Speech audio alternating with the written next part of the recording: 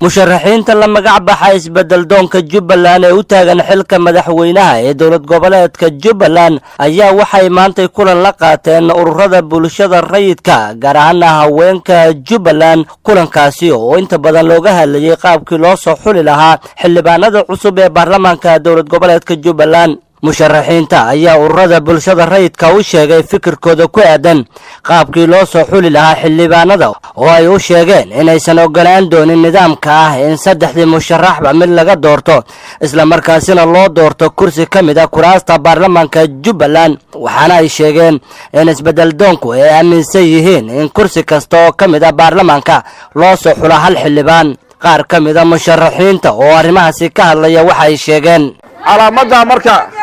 calaamadaasi micnahay leedahay rabaa inaad ii sheego marka waad garanaysaa la idii sheegi maayo laba micnay leedahay micnaha koowaad waxa weeye waxaa la yidhi saddex halkii xildhibaanba saddex ii soo saar midkaan rabaan kala baxaya taa ma yeelaynaa ma yeelayno taa waa calaamadda marka saddex xildhibaan oo la soo saaraya mala wey halkii boos meeqa xildhibaan u rabnaa hal boos midda labaad ee leedahay waxa weeye mar saddexaad ma ogolin in la soo noqdo ma ogolin warku waa cad yahay soo ma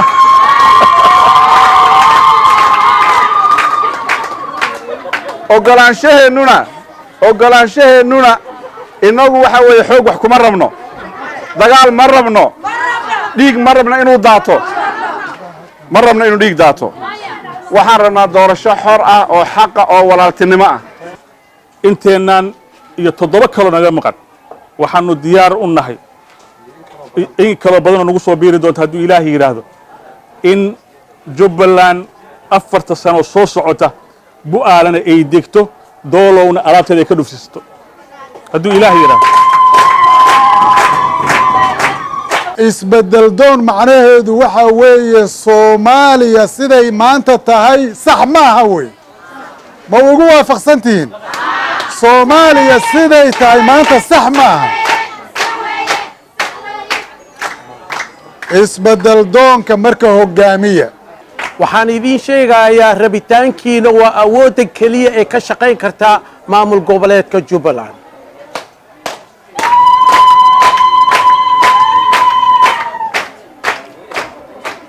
wali kamay dhicin Jubbaland maanta inay hooyooyinkooy gabdhaheeni inay yimaadaan sheegtaana waxa ay rabaan oo ah isbedel buuxa inuu ka dhaco Jubbaland mid ka mid ah haweenkii ka soo qayb gashay madasha oo u hadlaysay haweenka kulanka ka soo qayb galay ayaa waxay tiri waxaan taageerayaa mar walba oo jecelahay in ay Jubbaland ka dhacdo doorasho xaq iyo xalaal miis aan lagu qarin qabiil aan loo yeelin waxaan mar labaad taageerayaa inaana 3 xildhibaan ogoleen oon diidanahay maxamed qaasim cali waxar TV-ga Somali Cable magaalada Kismaayo